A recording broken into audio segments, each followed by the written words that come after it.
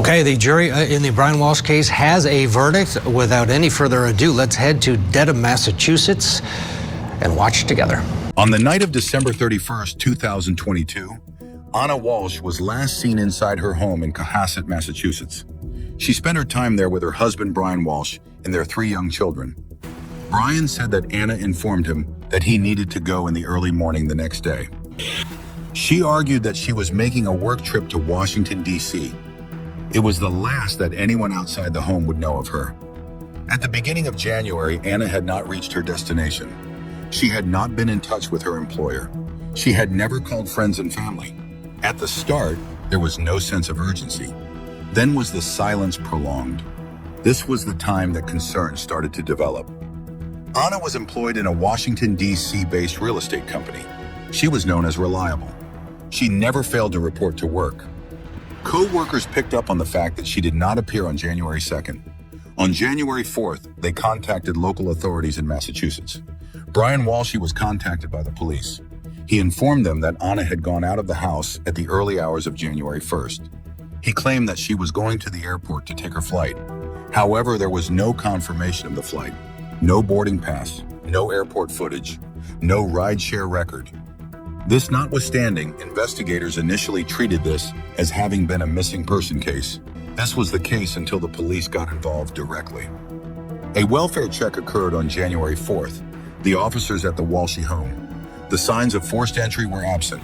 No obvious signs of violence. Brian informed them that he had been at home with children. He claimed that Anna had gone when he was asleep. But investigators had one thing to remark. No one else had seen Anna leave. There were no witnesses. There were no reports of anything unusual from the neighbors. No. What's the timing of this federal indictment? Do you mean do you mean Trooper Proctor or Mr. Walshe?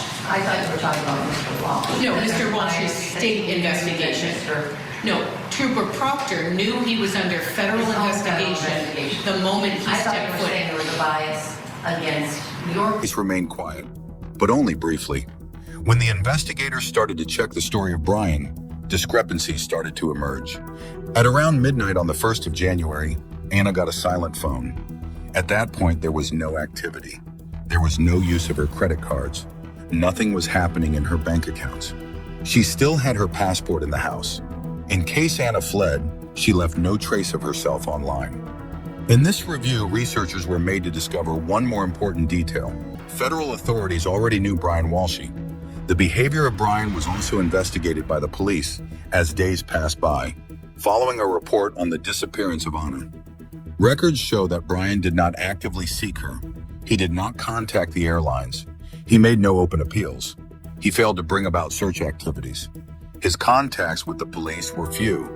The questions he answered did not provide more information. His timescale was not specific. The friends and colleagues of Anna were also interviewed by investigators. They termed her as busy with her job. She was about to have responsibilities. She had contact with colleagues regularly. There were no talks of departure or disappearance. Police checked her working schedule. On January 1st, there was no confirmed meeting in Washington, D.C., no employer booked travel, no hotel reservation. In case Anna had any plans of traveling, it was not made through the usual channels. The care of the children was also taken into consideration by the investigators. Brian said he remained at home with them. This was according to his release terms. It also implied that Anna would have had little time to escape. No confirmed sighting outside the home showed Anna. No surveillance footage. No third-party confirmation. In themselves, these details were little. They both reduced the time span. They narrowed the location. They restricted the number of people who were to describe what had happened. At this stage, the disappearance was still formally a disappearance. But this trend had already started to change. Investigators paid more attention to Brian himself. Brian was on federal supervision at the time Anna vanished. He had been found guilty of fraud on earlier occasions. He was undergoing trial on the charges of selling false art. His release terms meant that he was to spend time at home. He had a limited range of movements. He was monitored. That brought about a major question. Did something happen inside that house when Brian was at home all night? Investigators increased their activity by January 6th. They canvassed nearby areas. They examined surveillance. They investigated garbage collection pathways. It is at that point that something out of the ordinary seemed to present itself. Walshe's surveillance showed Brian Walshe going over to a nearby hardware store. This did not precede the disappearance of Anna. Okay, there it is. Brian Walshe goes down, guilty of first-degree murder for killing his wife. I don't know. Took a little bit of time, 5 hours, but according to Vinnie Paltan, every day of testimony equals 1 hour of deliberation, so he wins again. It's actually under it. It was after. Videotapes captured him buying cleaning materials, trash bags, protective gloves. Not once, but multiple times. Trackers followed his footsteps through several towns. They were also informed that he had gone to various dumpsters in other places. This was no longer a normal missing person case at that time. A search warrant was obtained by police in reference to Walshe's home. Within the basement, investigators discovered traces of blood. Others were positive about human DNA. Some matched Anna. There were broken things there as well. Cut materials, signs of a cleanup attempt. Nevertheless, Anna herself was not discovered. Digital evidence was then investigated by investigators. They examined Brian's phone.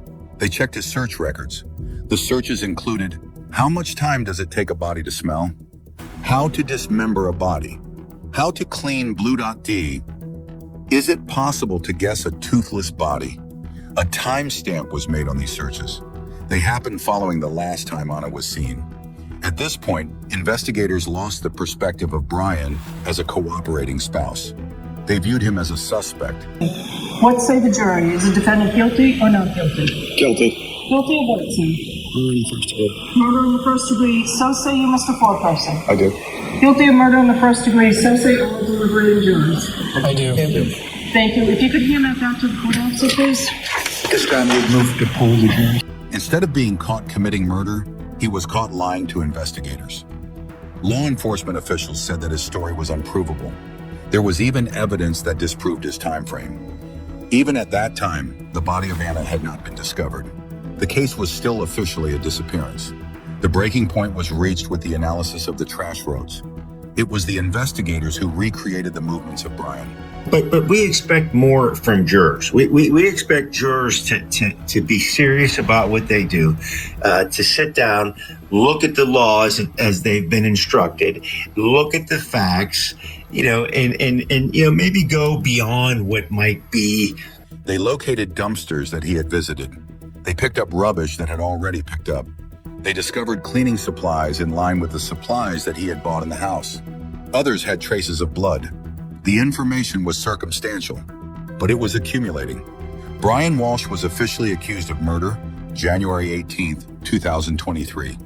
According to the prosecutors, Anna was killed at home. Juror number 3, is that your verdict? Yes. Juror number 4, as to the charge of murder in the first degree, is that your verdict? Yes. Mr. Foreperson, is that your verdict? Yes. Is that your verdict? Yes. They claimed that Brian disemboweled her and got rid of the body. There were no remains brought to court. The situation proceeded without a corpse. This case attracted attention due to a number of reasons. The supposed crime has been committed within a family's house. The victim was gone without a clue. Digital evidence was extremely important to the prosecution. There were no eyewitnesses, no confession, no recovered remains. Rather, the case was constructed bit by bit. At this point, Anna Walshe has not been located. He stepped foot into investigating Brian Walshe and the disappearance of his wife. He knew he was under federal investigation. Brian Walshe has justified himself. He is being held in prison on trial. The legal process continues. The conclusion has not been determined. There was no departure that Anna Walshe definitively left. No verified destination. No physical evidence was recovered in public. What remains is a timeline built from movements, from records. What occurred and what did not after midnight on the 1st of January. The case is one concerning reconstruction, and the questions are not answered. If you appreciate fact-based disquisitions such as this, subscribe to our YouTube channel and press the bell icon to get the notifications of our upcoming videos. Moreover, if this video helped shed light on the case, don't forget to share it with your friends and family. Share your thoughts in the comment section below. We are going to keep on the lines of the cases where no easy answers are available.